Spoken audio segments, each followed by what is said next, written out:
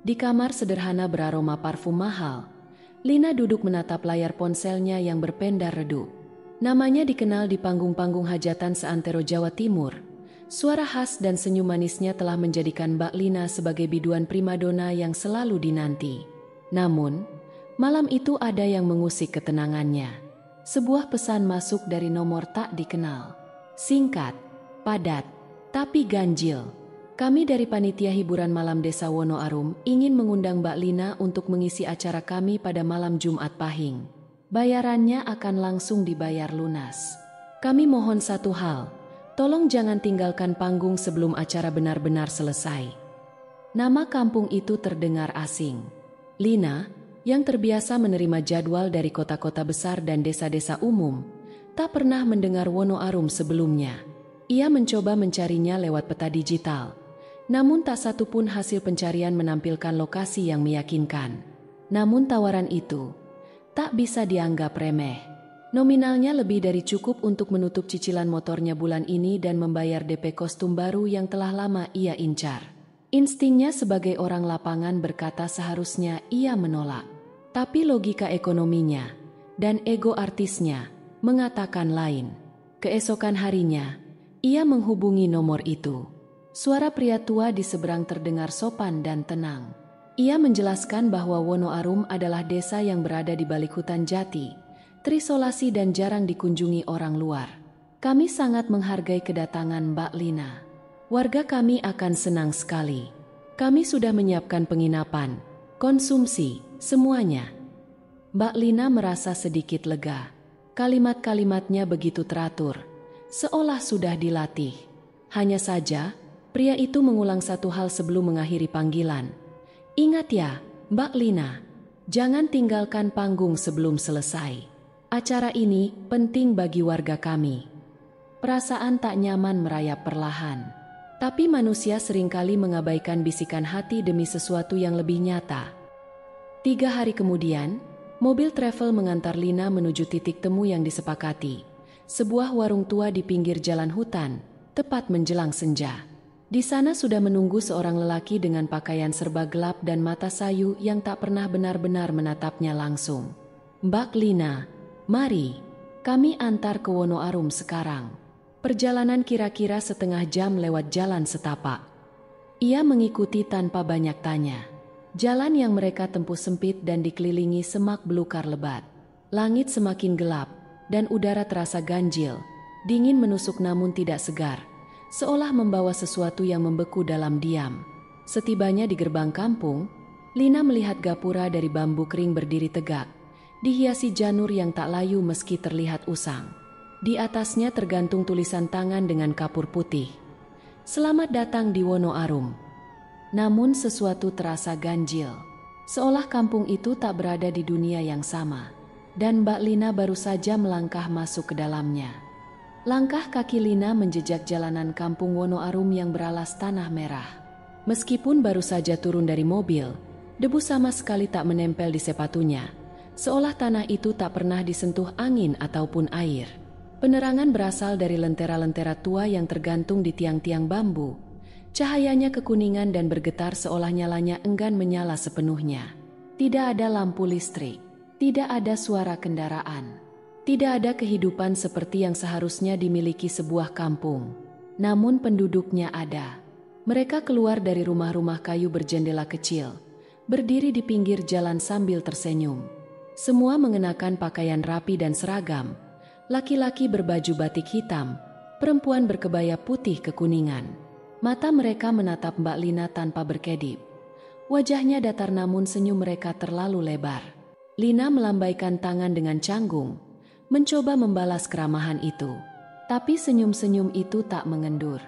Mereka hanya menatap, membeku, seperti patung yang diberi nyawa setengah hati. Suara tapak kakinya terdengar terlalu jelas di antara keheningan yang memekakan. Rumah singgah Mbak Lina di sini, ujar si pengantar, menunjuk pada rumah panggung yang tampak bersih namun kosong, seolah tak pernah benar-benar ditinggali. Saat Lina masuk, bau kayu tua dan dupa menyambutnya, tajam dan menyusup hingga ke tenggorokan. Di sudut ruangan ada sesajen, kembang 7 rupa, telur ayam kampung, dan cermin kecil yang retaknya membentuk pola tak lazim, mirip mata yang menatap balik. Pukul 8 malam, ia dijemput kembali.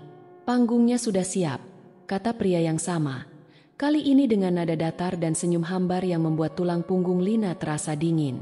Ia mengenakan kebaya merah berpayet, dandanan sempurna seperti biasa. Tapi tak ada semangat dalam dirinya malam itu. Hanya rasa asing yang tumbuh makin pekat. Lapangan tempat panggung berdiri dikelilingi oleh pepohonan tinggi yang seakan membentuk dinding hitam. Panggungnya sederhana, tapi dihiasi kain-kain merah tua dan kuning pudar, serta payung-payung antik yang mengambang tanpa tali, bergerak pelan seolah tertiup angin yang tak terasa. Penonton sudah duduk rapi di atas tikar-tikar pandan. Wajah-wajah yang sama, senyum-senyum yang sama, tatapan kosong yang membuat Mbak Lina ingin membatalkan semuanya. Namun musik dangdut pun mengalun. Suara kendang elektronik berdentum lemah dari speaker lawas, lalu perlahan membesar. Lina mengambil mikrofon, yang terasa dingin sekali, terlalu dingin untuk sekadar logam. Ketika ia mengucapkan salam pembuka, suara tepuk tangan membahana, tapi ada yang janggal. Tepuk tangan itu terdengar seperti retakan kayu yang dipatahkan bersamaan. Tak ada satupun dari mereka yang terlihat benar-benar bergerak. Tangan mereka tak terangkat, tapi suara tepuk tangan terus bergema. Dengan ragu, Mbak Lina memulai lagu pertama. Suaranya tetap merdu, seperti biasa, tapi ada yang berbeda malam itu. Iringan musiknya lambat, seolah diputar dari dunia lain. Dan penonton tak bergeming. Mata mereka terbelalak menatapnya. Beberapa senyum makin lebar. Gigi-gigi mereka terlihat terlalu putih dan rapat. Dan udara itu, dinginnya bukan seperti udara malam biasa. Dingin ini seperti udara di ruang mayat, lembab, berat, dan membawa aroma bunga busuk yang samar. Saat lagu kedua selesai, Mbak Lina mundur selangkah, berniat beristirahat sebentar. Tapi ingatannya kembali pada pesan itu. Jangan tinggalkan panggung sebelum acara benar-benar selesai. Seketika, rasa penasaran mengalahkan ketakutan. Ia menoleh ke pinggir panggung, berniat turun sejenak. Namun, kakinya berat, seolah diinjak sesuatu dari balik tanah panggung. Ia memaksa melangkah, dan rasa nyeri seperti ditarik dari dalam urat muncul di kakinya. Ketika ia menunduk, ia melihat bayangan hitam membelit mata kakinya. Bukan bayangan dari lampu, tapi semacam kabut tebal gelap yang bergerak seperti cacing, menyusup dari celah-celah papan lantai. Ia kembali berdiri, terengah, tubuhnya gemetar. Penonton kini berdiri serempak. Tak ada suara, hanya bunyi berat kaki menyentuh tanah, seperti barisan orang yang berjalan dalam mimpi. Namun mata mereka tetap menatapnya. Mbak Lina menggenggam mikrofon erat-erat, dan tanpa sadar berbisik lirih dalam hati, bukan doa, tapi nama ibunya, seperti anak kecil yang ketakutan. Ia sadar, malam ini, ia bukan sedang menghibur manusia, ia sedang dipertontonkan. Malam semakin larut. Langit di atas Wonoarum tidak lagi tampak seperti langit biasa. Mbak Lina masih berdiri di atas panggung yang kini terasa seperti altar. Kakinya sudah tak sanggup lagi digerakkan. Mikrofon di tangannya dingin seperti es, tapi ia menggenggamnya erat, seperti satu-satunya penghubung dengan kenyataan. Suara musik masih mengalun, tapi asalnya tidak lagi jelas. Speaker yang tadi menyala kini mati. Tak ada kabel, tak ada alat, tapi suara kendang dan suling terus berdenting, perlahan tapi pasti. Penonton masih berdiri, barisan yang sempurna, tak bergeming. Wajah mereka tampak lebih pucat dari sebelumnya, seperti lilin meleleh yang mengeras. Mata-mata itu tidak hanya menatap, tapi menyerap. Dan senyum mereka kini bertambah banyak. Beberapa di antara mereka memiliki dua mulut, satu di wajah, dan satu lagi di leher. Tersenyum bersamaan, terbuka perlahan seperti belahan kulit yang dipaksa terbuka. Mbak Lina mencoba bernyanyi lagi. Suaranya terdengar fals, goyah, tapi tak ada yang peduli. Penonton tetap berdiri diam. Namun, di antara irama musik yang lambat, terdengar bunyi lain, halus tapi menusuk, seperti desis ular yang panjang, bersumber dari tanah di bawah panggung. Desis itu membentuk bisikan. "Jangan berhenti, kami haus suara." Telinga Lina bergetar. Ia menoleh ke sisi panggung, berharap ada kru atau siapapun yang bisa dimintai tolong. Tapi tak ada siapa-siapa. Bahkan pria pengantar tadi telah menghilang. Yang ada hanya hutan yang berdiri seperti dinding kelam. Dan di sela-selanya sesuatu sedang bergerak. Seperti kerumunan tubuh merangkak tanpa tulang. Ia menjerit dalam hati. Namun tubuhnya tetap berdiri. Musik terus berdenting. Lagu ketiga pun dimulai sendiri. Tanpa perintah. Lagu lama yang bahkan ia tak pernah hafal. Namun anehnya bibirnya bergerak sendiri. Menyanyikannya dengan sempurna. Suaranya bukan lagi suara Lina. Tapi suara perempuan lain. Di tengah lagu itu, penonton mulai bergerak. Barisan demi barisan berjalan maju. Langkah-langkah mereka pelan tapi pasti. Mata tetap menatap. Mulut tetap tersenyum. Lina ingin kabur. Ia mencoba memutar tubuhnya. Tapi punggungnya terasa kaku. Tulangnya seperti membatu. Suhu tubuhnya turun drastis. Napasnya mengepul walau tak ada angin. Tiba-tiba, dari barisan paling depan, seorang anak kecil, atau sesuatu yang menyerupai anak kecil, membungkuk ke depan. Wajahnya gelap, matanya bulat kosong, dan dari mulutnya yang terbuka mengalir darah hitam pekat. Ia berbisik pelan namun jelas. "Kalau Mbak turun, mereka akan marah." Lina bergetar. Ia menangis tanpa suara. Air matanya mengalir tapi tubuhnya tak bisa merespons. Ia tahu, malam ini bukan soal manggung atau tidak. Ini tentang bertahan hidup, atau menjadi bagian dari mereka. Ia teringat pesan awal, jangan tinggalkan panggung sebelum acara benar-benar selesai. Musik berhenti tiba-tiba. Keheningan menyelimuti seperti selimut tebal yang menyesakkan. Penonton serempak duduk kembali. Seperti patung tanah liat yang menunggu perintah. Lina tidak tahu berapa lama ia sudah di atas sana. Rasanya seperti berhari-hari. Tubuhnya lemas, tenggorokannya kering, tapi suara musik kembali muncul.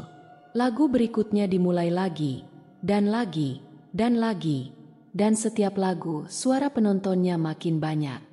Karena kini, dari pepohonan di sekeliling, muncul sosok-sosok baru, makhluk-makhluk tinggi kurus dengan wajah tertutup rambut panjang, tangan menjuntai dan mulut besar yang terus membuka, seolah menelan suara yang ia nyanyikan. Mereka tak berwajah, tapi mereka ikut tersenyum. Dan malam itu belum selesai. Fajar tak pernah datang di Wonoarum. Mbak Lina membuka matanya dalam gelap yang sama seperti malam sebelumnya. Ia masih berdiri di atas panggung. Mikrofon masih tergenggam erat. Dan tubuhnya kini terasa seperti kaku dalam lilin. Tapi musik telah berhenti. Penonton sudah tak ada. Hanya lapangan kosong, panggung sunyi, dan hutan yang mendekat. Pohon-pohon yang semula di kejauhan kini seperti tumbuh lebih dekat ke panggung. Batangnya tinggi menjulang, kulitnya menghitam dan berdenyut pelan seperti makhluk hidup yang mengintai. Angin mulai berhembus pelan, tapi yang dibawanya bukan kesejukan, melainkan bau amis bercampur kemenyan basi. Mbak Lina perlahan turun dari panggung. Kakinya sudah bisa bergerak, walau gemetar. Ia mengira semua telah berakhir. Mungkin ia pingsan. Mungkin ini mimpi buruk yang akhirnya berlalu. Tapi langkahnya membawa ke jalan yang salah. Ia berbelok ke arah rumah singgah tempat ia menginap malam sebelumnya. Tetapi yang ia temukan hanya rumah-rumah panggung serupa. Semua berjajar rapi dan tak satu pun memiliki pintu. Jendela-jendela memancarkan cahaya kuning lembek. Seperti cahaya dari dalam perut makhluk hidup. Setiap kali ia mencoba mendekat, rumah itu terasa bergerak. Ia berlari ke jalan keluar, tempat mobilnya diparkir semalam. Tapi jalan itu tak ada. Yang ada hanya lorong tanah panjang dengan dinding pepohonan di kiri kanan. Ia terus berlari. Nafasnya memburu. Jantungnya nyaris meledak. Tapi kemanapun ia pergi, panggung selalu di ujungnya. Entah bagaimana, entah lewat jalan manapun, ia selalu kembali ke titik itu. Ke tempat awal. Dari balik pepohonan, dari dalam rumah-rumah, dari celah tanah, muncul kembali sosok-sosok penonton malam itu. Kali ini tanpa senyum. Wajah mereka kosong. Kulit mereka mulai menghitam seperti terbakar dari dalam. Mulut mereka meneteskan darah hitam kental. Mata mereka seperti meneteskan air mata tapi bukan air, melainkan serpihan kaca kecil yang jatuh satu persatu ke tanah. Mereka berdiri mengelilinginya. Mbak Lina mencoba menjerit, tapi suaranya tak keluar. Hanya hembusan napas pendek, seolah ada tangan tak terlihat yang mencekik lehernya dari dalam. Ia jatuh berlutut. Mikrofon masih di tangannya. Dan suara itu kembali. "Nyanyikan kami, pulangkan kami." Bisikan-bisikan itu muncul dari segala arah. Dari telinga, dari balik rambut, dari dalam mulutnya sendiri. Lalu, mereka mulai bernyanyi. Suara mereka rendah, sumbang, dan menyatu dalam paduan suara paling mengerikan yang pernah didengar manusia. Seperti suara puluhan orang dikubur hidup-hidup dan bernyanyi bersamaan dari dalam tanah. Telinga Lina berdarah. Ia menutupnya, menggigil. Tapi suara itu terus terdengar dari dalam kepalanya. Ia kembali berdiri, tidak karena ia mau. Karena tubuhnya dipaksa berdiri, ditarik oleh kekuatan tak kasat mata. Mikrofon terangkat sendiri, dan musik kembali terdengar. Kali ini bukan dangdut, tapi nada-nada gamelan lambat yang dimainkan dalam tempo kematian. Penonton mulai bergerak. Tubuh mereka berayun pelan seperti dalam upacara sakral. Tapi wajah-wajah itu mulai berubah. Satu demi satu menjadi cermin dari Lina sendiri. Mereka semua memakai wajahnya. Wajahnya sendiri yang menatapnya dari tubuh orang lain. Senyum yang tak ia kenali. Mata yang menyeringai dengan sorot tak manusiawi. Ia menangis, tapi tak bisa berhenti bernyanyi. Dan saat lagu terakhir selesai, langit runtuh. Bukan secara harfiah, tapi rasa dunia ini, Wono Arum, seakan pecah seperti kaca. Tanah bergetar, pohon-pohon mengerang, rumah-rumah roboh dan mengeluarkan suara jeritan anak-anak. Mbak Lina berlari, entah bagaimana, tubuhnya seperti melayang, terdorong keluar oleh pusaran kekacauan. Kampung itu runtuh seperti mimpi buruk yang kehilangan bentuknya. Dan ketika ia membuka mata, tubuhnya terbaring di tepi hutan, dengan mikrofon masih dalam genggaman. Tapi malam belum benar-benar selesai. 3 hari setelah jadwal manggung Mbak Lina yang tak pernah selesai, warga mulai resah. Ponsel Lina tak aktif. Sopir sewaan yang mengantarnya tak pernah kembali. Tak ada jejak, tak ada kabar. Beberapa mengira ia kabur, mungkin diculik, atau celaka di jalan. Namun ada juga yang mulai berbisik tentang kampung Wono Arum. Kampung yang tak pernah ada dalam peta. Hari keempat, seorang pencari kayu bernama Pak Suro berjalan menyusuri tepian hutan selatan lereng Gunung Andong. Hutan itu terkenal angker, tempat orang-orang enggan singgah. Tapi pagi itu, ia melihat sesuatu di bawah pohon besar warudoyong yang konon ditanam di atas kuburan massal zaman penjajahan. Sesosok tubuh perempuan, pakaian panggung berkilau, lusuh dan berlumpur. Rambut acak-acakan seperti habis dicabut paksa oleh tangan-tangan liar. Kulit tubuhnya keabu-abuan, penuh bekas lecet seperti digores ranting atau kuku. Mikrofon masih tergenggam erat di tangan kirinya. Terlalu erat, hingga jemarinya tampak membatu menekuk seperti cakar. Wajahnya pucat, bibir biru, namun matanya terbuka. Memandang kosong ke langit, tapi bola matanya sedikit bergetar.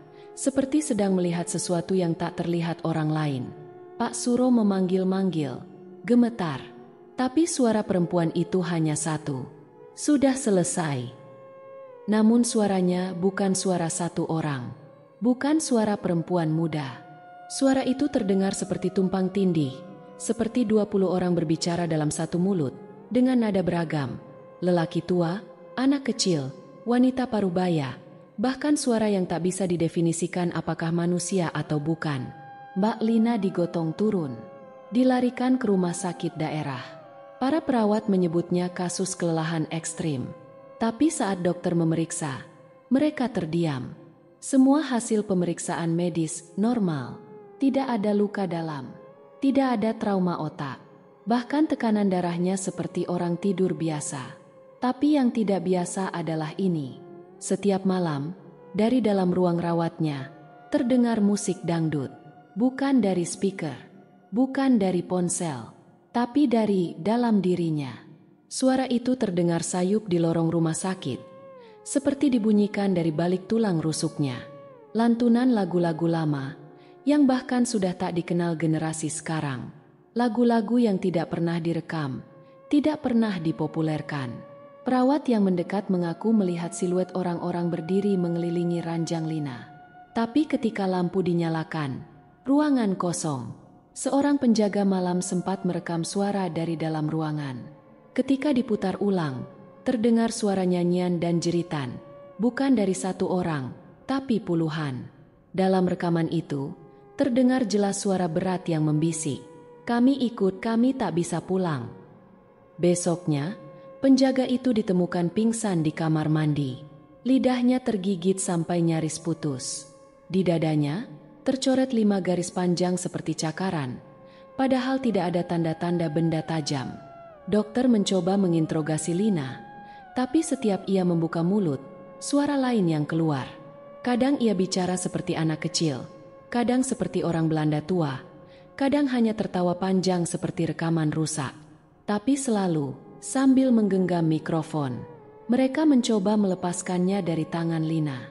Tapi saat disentuh, mikrofon itu terasa panas dan berdetak seperti jantung. Seorang dokter magang yang memaksakan diri menariknya malah jatuh kejang, dan setelah sadar, ia terus menyanyi sendiri selama berjam-jam sampai pita suaranya robek. Ia tak ingat apa-apa, kecuali satu kalimat, "Panggung belum selesai." Kini, kamar tempat Lina dirawat dikosongkan. Tak ada yang berani masuk kecuali 2 perawat khusus yang berganti setiap 4 jam, ditemani pendeta dan ustaz secara bergantian. Tapi mereka semua sepakat akan satu hal. Mbak Lina mungkin telah kembali, tapi bukan sendirian. Ia membawa sesuatu, atau lebih tepatnya, mereka. Dan mereka belum puas. Malam ke-7 sejak Mbak Lina ditemukan, rumah sakit daerah kecil itu berubah menjadi tempat yang tak lagi sama. Koridor-koridor menjadi lebih senyap dari biasanya. Lampu-lampu sering berkedip sendiri tanpa sebab. Beberapa perawat mengaku melihat bayangan-bayangan menari di dinding, seperti siluet orang yang bergoyang di tengah keramaian panggung, padahal ruangan kosong. Mbak Lina kini tidak lagi berbicara. Ia hanya duduk diam di ranjangnya, menatap lurus ke dinding yang putih bersih. Tapi tubuhnya tak pernah benar-benar diam. Jari-jarinya tetap mencengkeram mikrofon yang kini sudah menempel seperti bagian dari tubuh. Bahkan kulit dan logam mikrofon seolah telah menyatu, menyisakan bau hangus samar seperti logam terbakar. Setiap malam, suara musik dangdut kembali terdengar. Tapi musik itu pelan, lambat, dan semakin hari, nadanya terdengar seperti distorsi suara manusia yang menyiksa telinga. Seolah ada yang mencoba meniru musik dunia manusia, tapi tidak benar-benar mengerti caranya. Beberapa pasien yang sekamar dengannya mulai mengeluh mimpi buruk. Seorang anak laki-laki berkata ia melihat banyak orang bertopeng wajah Mbak Lina berdiri di atas tempat tidurnya. Seorang ibu muda menangis histeris karena mengaku mendengar suara anaknya sendiri bernyanyi dari dalam dinding. Malam itu, seorang suster parubaya yang biasa menjaga Lina sendirian nekat membuka catatan medis pasien. Ia penasaran, siapa sebenarnya Lina dan apa yang terjadi. Tapi saat ia membuka berkas, selembar kertas tua jatuh dari map.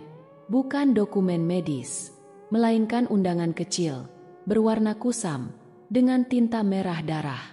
Tertulis di sana, undangan pementasan tunggal, malam persembahan di panggung Wono Arum. Hadir adalah kehormatan. Pulang adalah pengkhianatan. Suster itu pingsan seketika. Keesokan harinya, Lina menghilang dari kamar rawatnya. Tak ada CCTV yang menangkap kepergiannya. Semua rekaman dari jam 2 sampai pukul 3 dini hari hanya menampilkan layar hitam dengan suara statis, diselingi suara orang bernyanyi dengan nada yang salah. Ruangannya kosong, mikrofon pun lenyap. Namun di taman belakang rumah sakit, ditemukan sesuatu yang mengerikan. Bekas lingkaran tanah yang menghitam, seperti bekas terbakar, tapi bau yang tercium bukan bau api, melainkan aroma dupa tua dan darah basi. Di tengah lingkaran itu, tertanam sebuah tiang kecil dari kayu jati yang membusuk. Dan di ujung tiang itu, Tergantung potongan kertas bertuliskan satu kata. Rekaman. Seminggu kemudian, kejadian ganjil mulai merambat keluar. Beberapa warga desa yang pernah menonton konser dangdut Mbak Lina mengaku mulai mendengar suara musik dari dalam rumah mereka, terutama menjelang tengah malam. Musiknya persis seperti saat Lina manggung dulu, lengkap dengan tepuk tangan penonton yang terdengar terlalu keras, terlalu rapi, dan tanpa jeda. Seorang pemuda iseng merekam suara itu dengan ponsel. Ketika diputar ulang, muncul wajah Lina dalam video, padahal ia tidak sedang memotret siapapun. Wajah itu menyanyi sambil menangis. Air matanya hitam seperti oli. Dan di belakangnya, barisan penonton berdiri. Mereka tidak bergerak. Mereka hanya menatap kamera. Dan ketika pemuda itu menonton rekaman itu berulang kali, ia mulai mendengar bisikan. Sekarang giliranmu, panggungmu menunggu. 3 hari setelahnya, pemuda itu ditemukan menghilang di tengah ladang kosong. Di tempat terakhir ia terlihat, warga menemukan sebuah speaker tua yang masih menyala. Dari dalamnya, mengalun lagu dangdut dengan suara serak yang sangat familiar. Suara Mbak Lina. Kini, cerita tentang kampung Wonoarum menyebar di dunia maya, tapi setiap yang membaca terlalu dalam atau mencari tahu terlalu jauh, mulai mengaku diganggu. Mendengar suara musik dalam mimpi, melihat kerumunan wajah pucat berdiri di jalan yang sepi. Dan beberapa tiba-tiba lenyap tanpa jejak. Masyarakat pun mulai percaya, Wonoarum bukan hanya tempat. Ia kini adalah panggung gaib yang bergerak, mencari penonton baru. Dan biduannya sudah tidak lagi manusia. Karena siapapun yang mendengar lagu terakhirnya, akan menjadi bagian dari pertunjukan selanjutnya. Dan panggung itu bisa muncul di mana saja. Demikianlah kisah kali ini. Tentang Mbak Lina, seorang biduan yang menghilang setelah menerima undangan dari tempat yang tak tercatat di peta, dan tentang panggung yang tak pernah benar-benar usai. Terima kasih telah meluangkan waktu untuk mendengarkan dan meresapi setiap detik dari kisah ini. Kehadiranmu sebagai pendengar adalah bagian penting dari cerita, karena setiap kisah menjadi lebih hidup saat ada yang menyimaknya dengan hati. Dari cerita ini, kita belajar bahwa tidak semua undangan layak diterima, dan tidak semua janji harus ditepati jika mengorbankan keselamatan diri. Dunia ini menyimpan banyak hal yang tak kasat mata, dan kadang, kehati-hatian adalah bentuk kebijaksanaan paling tinggi. Jaga langkahmu, dengarkan nalurimu, dan jangan abaikan tanda-tanda kecil yang mungkin menyelamatkanmu dari bahaya yang besar. Karena terkadang, bukan keberanian yang membuat kita selamat, melainkan kewaspadaan. Sampai jumpa di kisah berikutnya. Tetap waras, tetap waspada, dan jangan pernah berhenti berpikir, apakah dunia ini benar-benar seperti yang kita lihat?